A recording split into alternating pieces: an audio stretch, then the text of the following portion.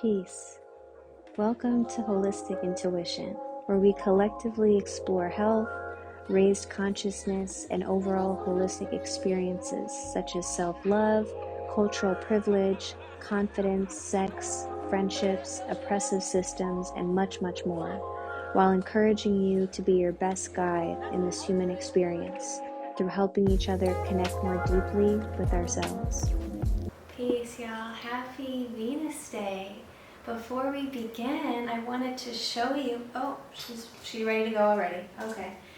That was one of our new additions. I don't know if the camera, can they see that?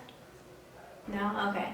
Well, that was one of our new additions to our family, Peace, and then we got another cat too, Harmony. So I have just been really excited, honestly, to have them in the home. You know, I've never grew up with a cat before, only a dog, and it's just really exciting. You know, it's like a whole new experience, just watching them like maneuver through the house, and I really just have wanted like some new energy in the home, so that's why we chose the names Peace and Harmony. But yeah, I just wanted to show you them real quick because I'm just super excited. We've only had them for like 3 days, so it's really new, but they're very loving, and we're working on the sleep schedule right now. But besides that, it's been wonderful. But let's get into it. I got my herbs, we got our incense, we got our crystals.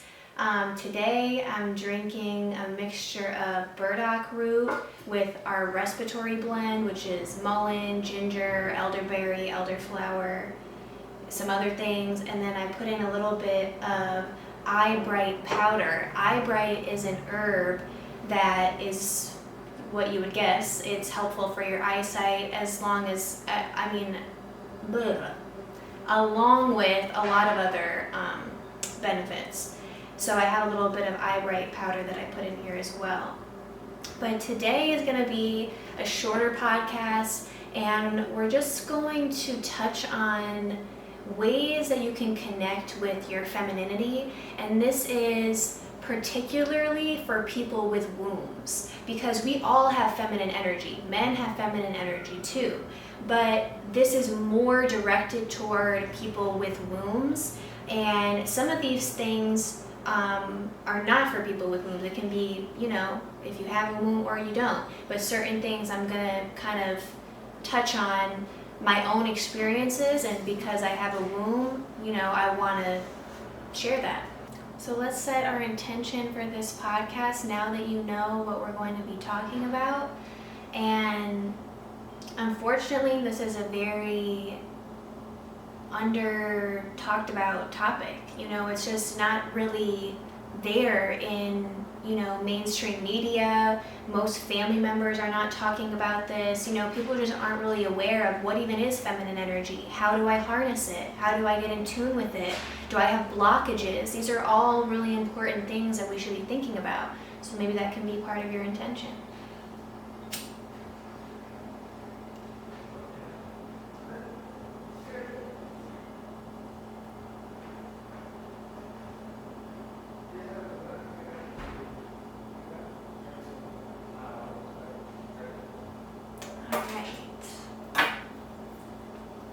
So I'm going to cover 3 ways that I have connected more with my feminine energy and really understood her more, because she was always there, but I just, at certain points in my life, was a little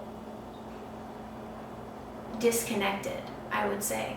So there's 3 ways that I'm going to talk about today that we can get in tune with our feminine essence. And when we talk about femininity, it's not just one thing. You know, femininity is an abundance of adjectives that I could pull from. It's creativeness, it's intuitiveness, it's flow, surrender, nurturing.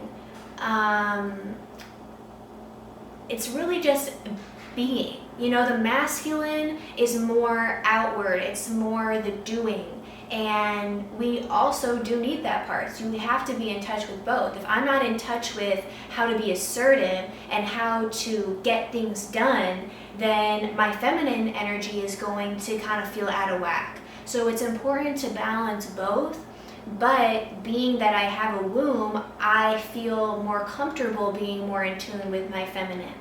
So the first thing that I want to talk about is movement, because for the last few years, I don't know exactly how long, I've been very consistent with being at the gym around 4 days a week, and it serves me for a lot of reasons. You know, being at the gym, it helped me create discipline, which is self-love, you know, for my vessel. It got me creative because I was trying different workouts and I was seeing, okay, this feels more comfortable, or this I enjoy, or this I'm not fucking with, whatever it is. And it was a beautiful experience to be at the gym. And it's not like I'm never going to go back to the gym again, but because of medical tyranny and what's going on specifically in LA, I no longer have access to the gym because I am never willing to sacrifice my health for a gym membership.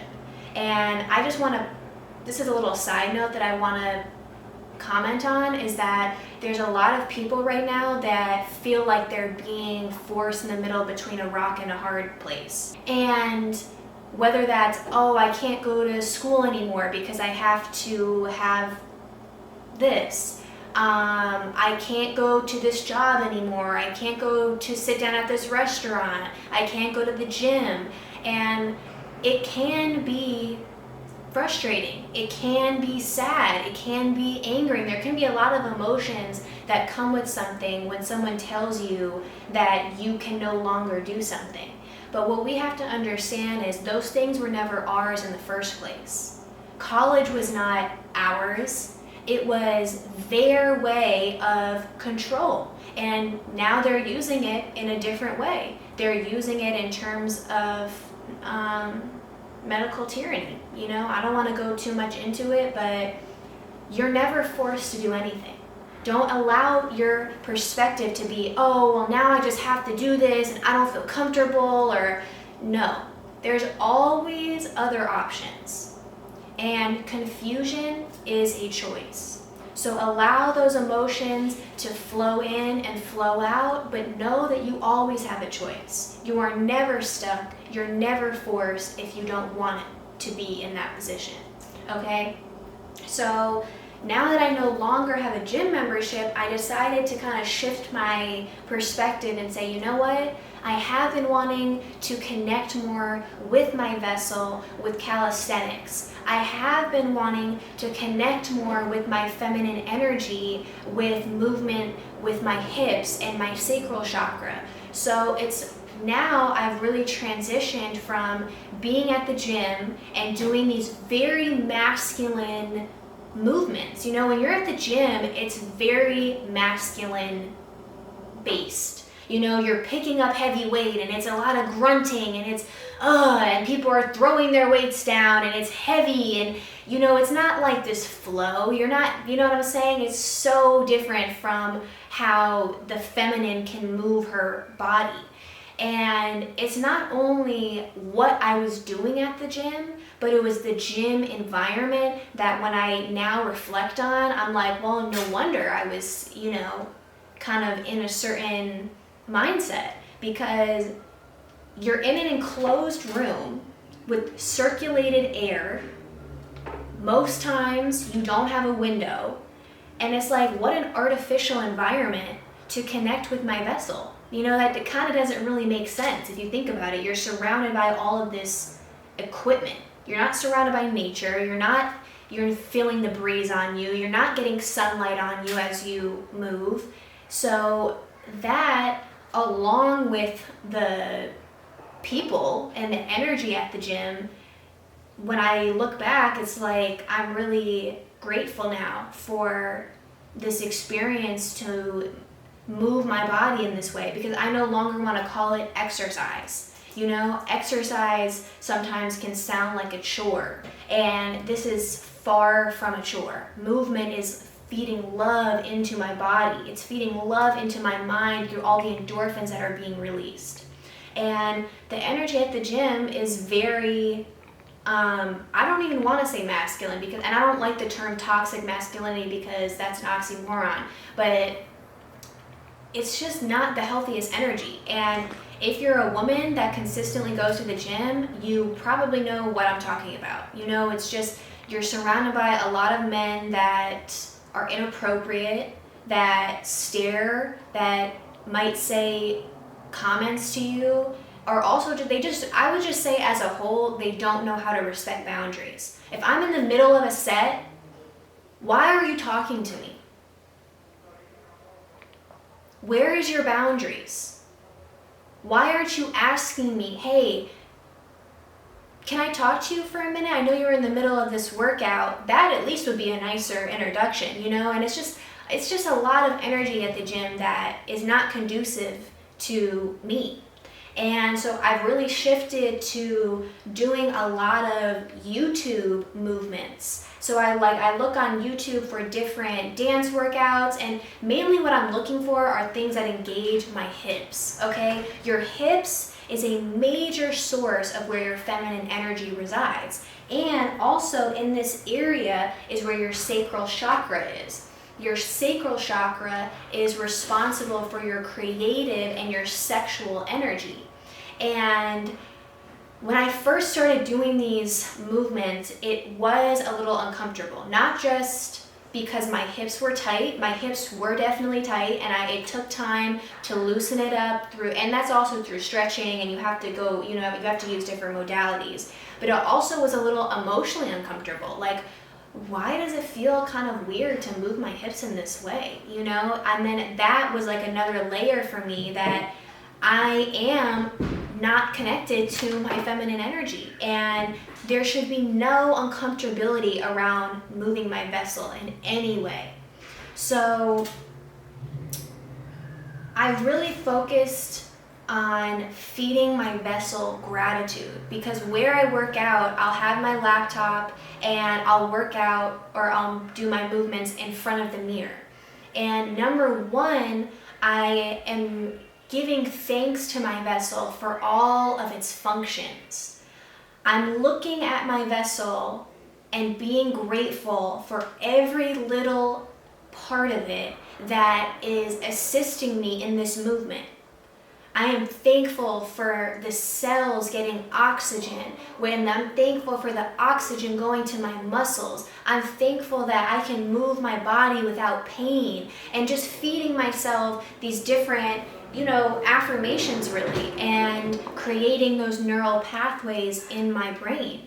And it really was a beautiful process, just getting to this point where I'm at now.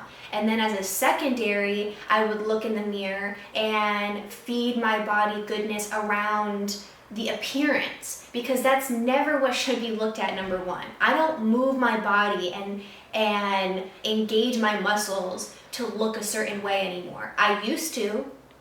And the sad thing is, that's why most of us even go to the gym.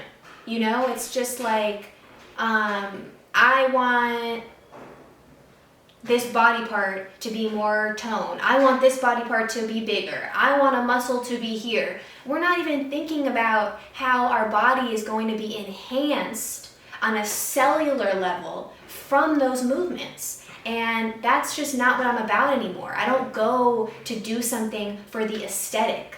But it is important to feed your body with love with those verbal affirmations, and just say, I love my body the way it is. I was created divinely. There is no imperfection with my vessel. Those are important things to repeat to yourself, but like I said, number one should never be the appearance.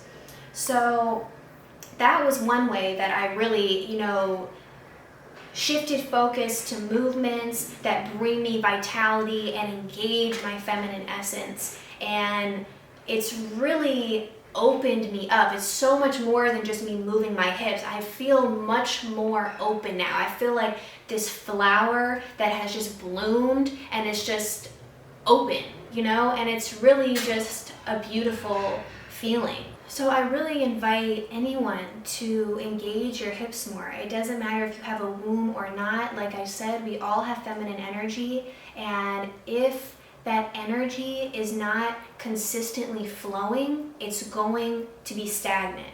And you don't want stagnancy anywhere in your body, because that can lead to emotional and physical dis-ease. So that's number one. Let's go to the second method of how to connect with your femininity. And for me, it was really analyzing and reflecting on the men in my life, and no longer putting myself in situations where men were not in their divine masculinity. Because if a man is not in his divine masculinity, your divine femininity will not feel safe.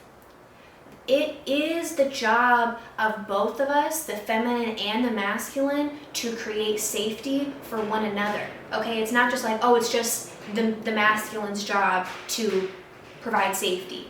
If the masculine doesn't feel safe from the feminine, then he's not. You know what I'm saying? It's like this beautiful yin and yang.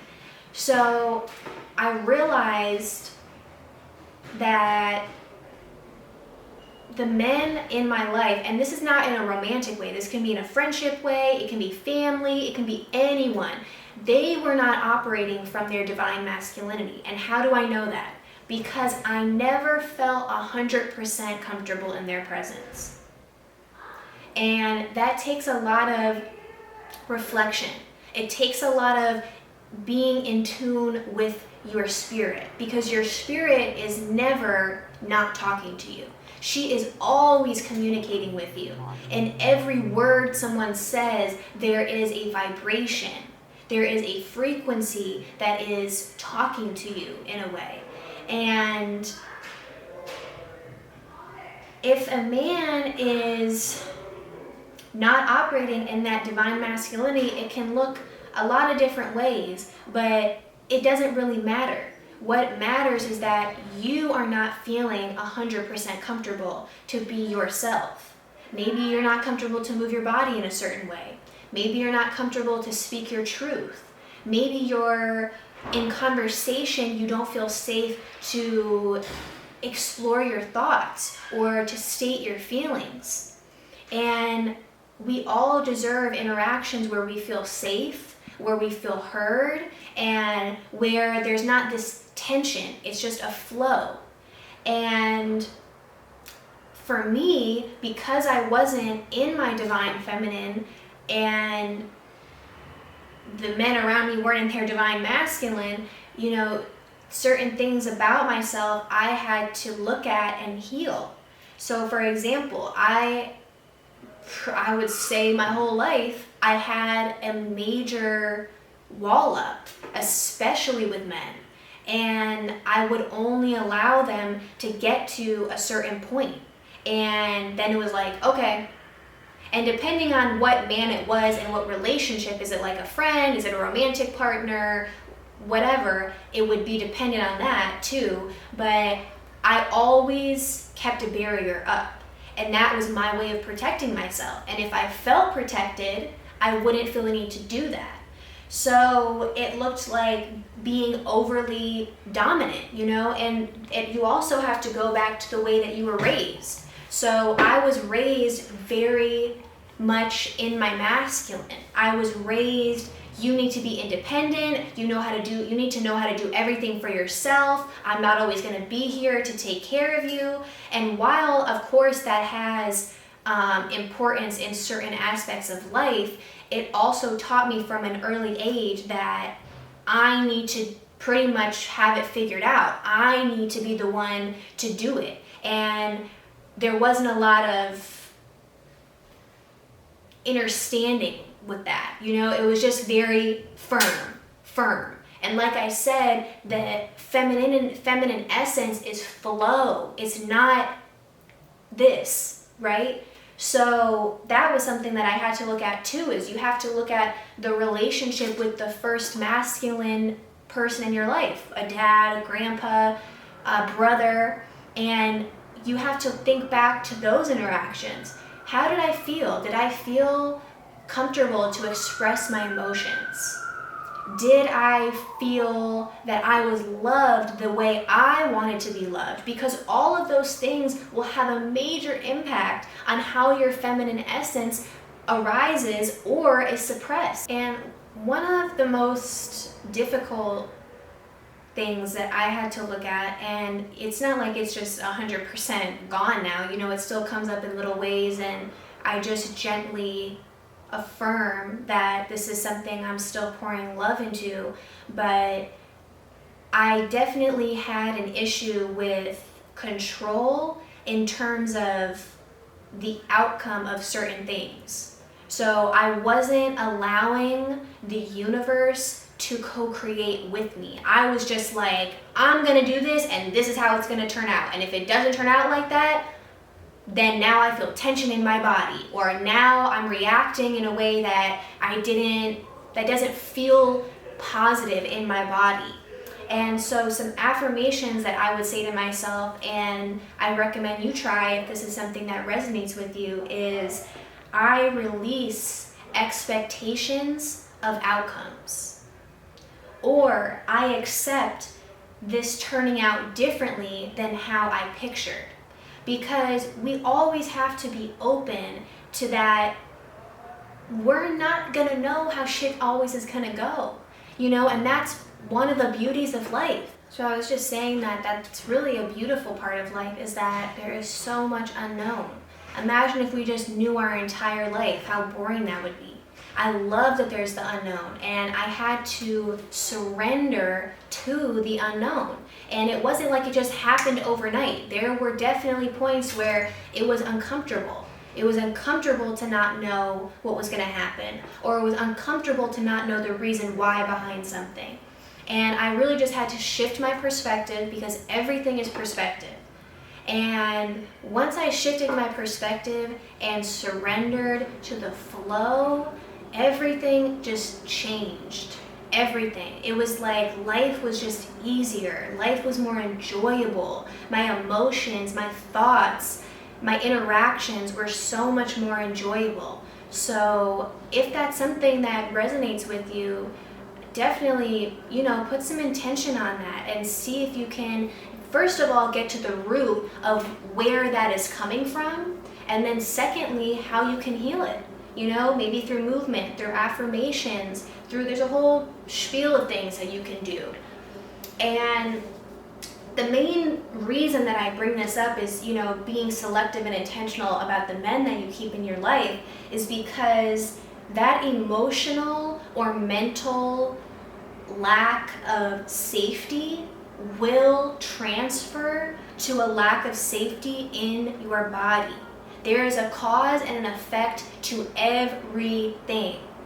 Everything. So if you're going into an interaction or a conversation or whatever, and it didn't fulfill you, or you didn't really feel comfortable all the way, or they said something where you were kind of like, what? To think that that's not going to have any effect on you is foolish. It's very foolish. And if you're not fully understanding what I mean by that, I recommend learning more about energy. Learn more about your electromagnetic field. You know, learn more about the non-physical parts of life, because those affect us massively, massively. And this really brings me back, or brings me forward to my last point, my third point, which the last point of how we can connect with our femininity is by understanding the energy centers in your vessel and their spiritual meanings. So what I mean by that, and my example that I'm going to give, is the vagus nerve. The vagus nerve is a beautiful part of our vessel that, and this part is specifically for people with wombs, the vagus nerve starts in your brain and it goes all the way down to your cervix. The vagus nerve is considered a mixed nerve, and what that means is that it has afferent and efferent fibers. afferent refers to sensory information, and efferent refers to motor or movement information. So what does that mean? Basically, this beautiful, abundant nerve is responsible for carrying motor signals, like I said, movement, to organs in your body. And then that information, which is your sensory information, think of your senses, is then sent back to your central nervous system. Your central nervous system is amazing, and it's responsible for an abundance of functions, from movement to providing sensation in your body to controlling your thought processing.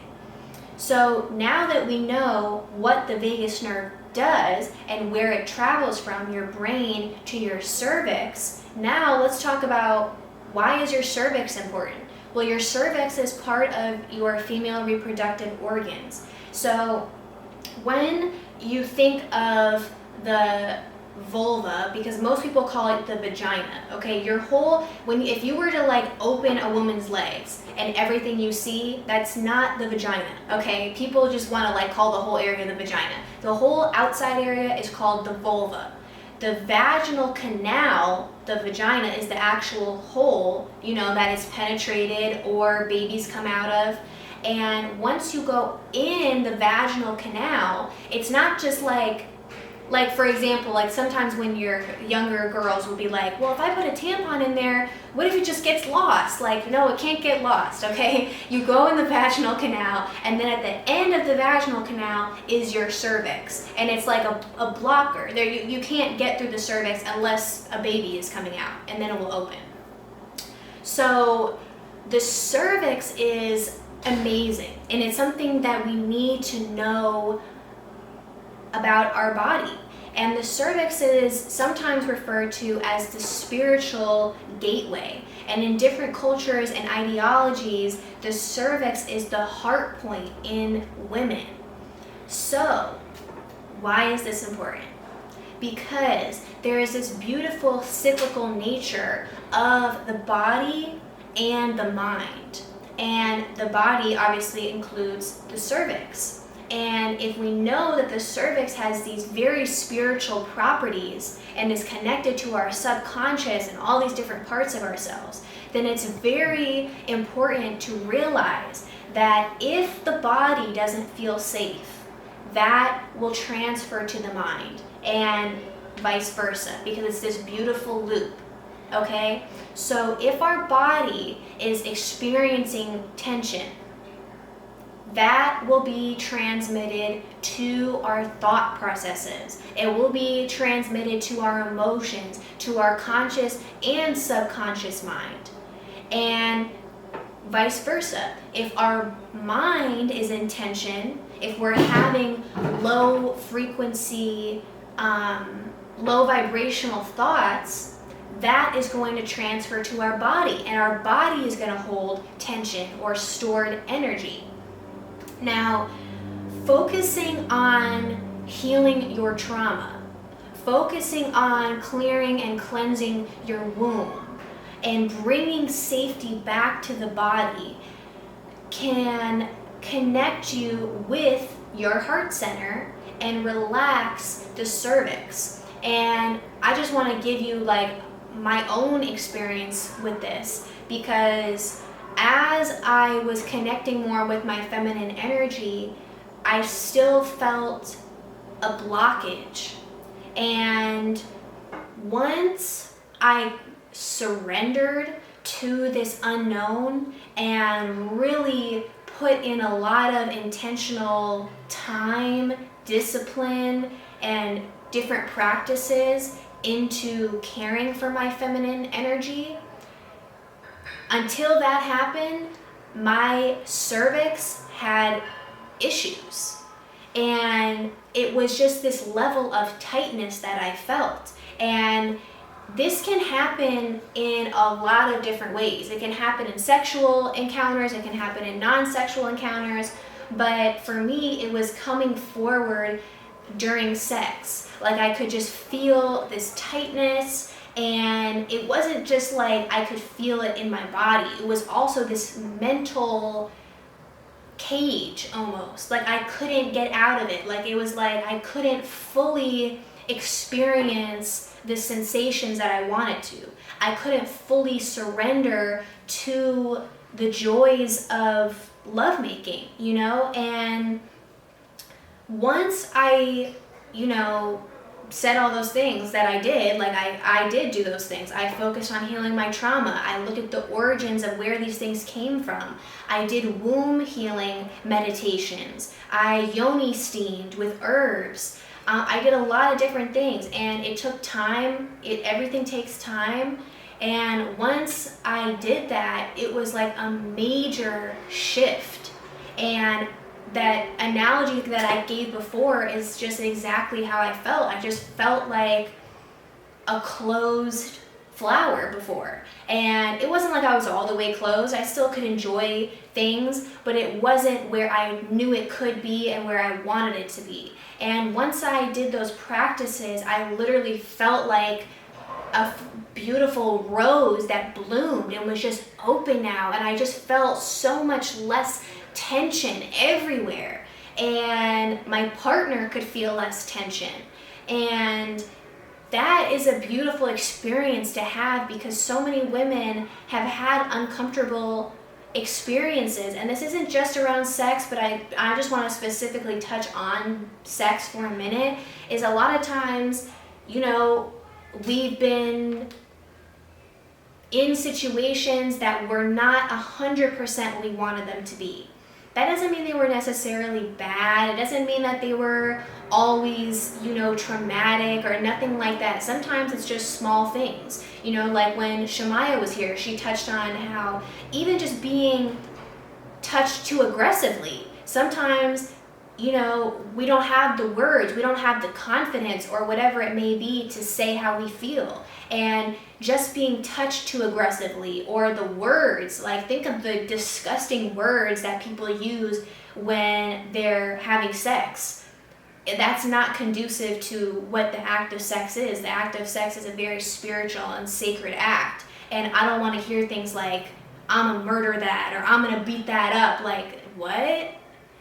No, you're not about to do that to my sacred spot. What the fuck are you talking about? Like, no, that's not the type of language that should be used in this sacred space and in my sacred space.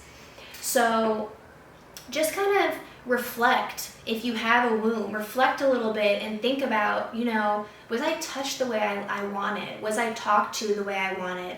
Was my way of getting ready listened to, or what did I feel rushed? You know, there's so many things that unfortunately, because of conditioning that is very common with how men interact in sex. So that's an example of how it can come forward in sexual interactions, but let's also touch on non-sexual interactions, because another way that I felt that my feminine was being hindered was how conversations were going with men, and particularly in a romantic setting.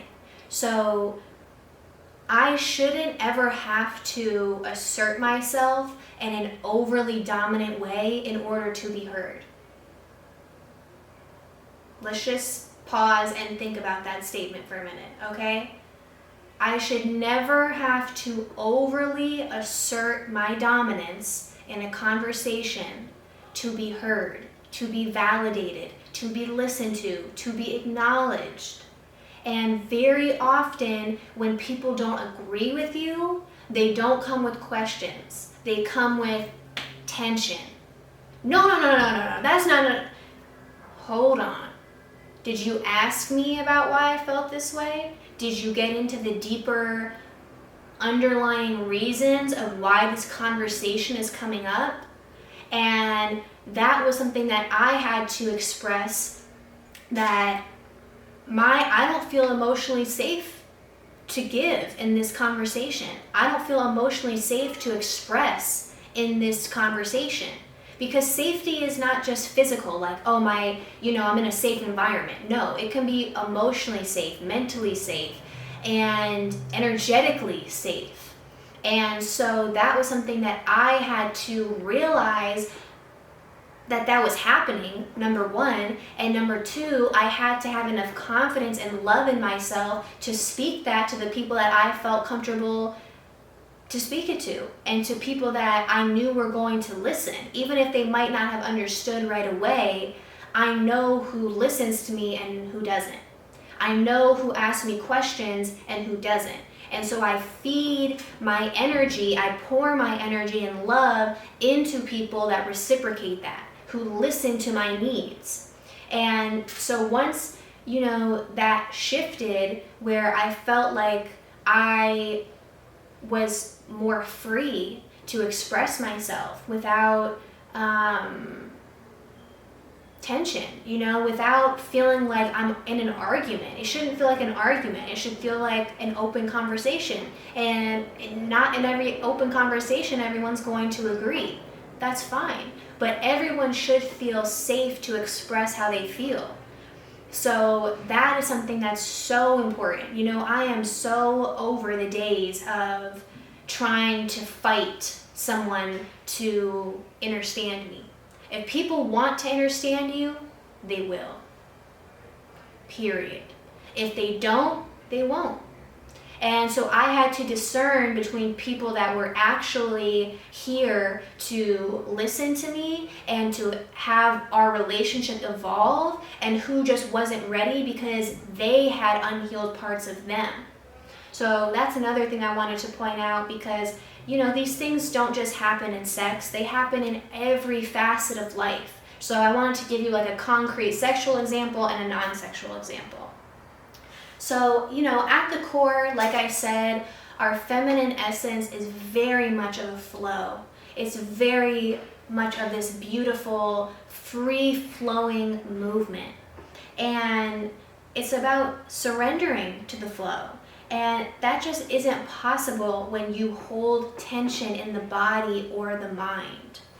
So this was just a quicker episode today of just 3 concrete examples of how you can connect with your feminine energy through movement, specifically with your hips, with being intentional and selective about the masculine energy that you're inviting into your life, and by understanding your vessel and how we are spiritually connected to different parts of our body.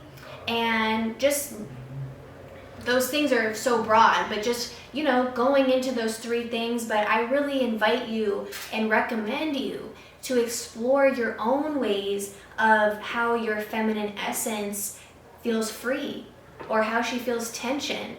And where does she feel tension? Is it in a certain environment? Is it in a certain place? Or is it in a certain place internally in your body? There's so many things that this episode can bring up. So I also want to point out that these things are not always just easy to feel and to go through. There were plenty of times where I felt uncomfortability. I felt times where I felt embarrassed, like, wow, this is really affecting my life so much more than I thought. And I just want to say that there's no wrong emotion, okay? There is no such thing as a bad or negative emotion. Everything is perception. Allow those emotions to flow in, because they are your best guide. Your emotions are energy in motion. They are your teachers. And if we suppress them, if we try not to understand them and their origins, they will keep repeating. And not only will they keep repeating, but now they're stored in the body. We don't want stagnancy in the body. So be gentle with yourself. If these things come up and maybe something comes up that feels difficult, that's okay. It's okay. Feed yourself grace, feed yourself love, maybe say some affirmations, maybe, talk to someone that you feel comfortable sharing these things with. But I really just want to see more women in tune with their feminine essence, because it's very hard for me to find now. It's now that I'm more understanding of her and I'm more in tune with her, I see everywhere I go how much women are in their masculine. So thank you so much for joining me today on episode 7, I think we're on. I can't believe we're already on 7. I can't wait till we're on like episode 50. It's been fun to like be back. It's like so different, you know, when I have a guest on versus by myself, and now I got the cats here. I don't know, it's just all this different energy. But I just want to say I'm so grateful to everyone that tunes in, to anyone that has subscribed to the channel, that likes the videos, that feeds into my art with their comments. I really appreciate it so much. I love exploring myself and feeding you my own experiences so that you can explore yourself and connect with yourself deeper. So happy Venus Day, and we will see everyone next week.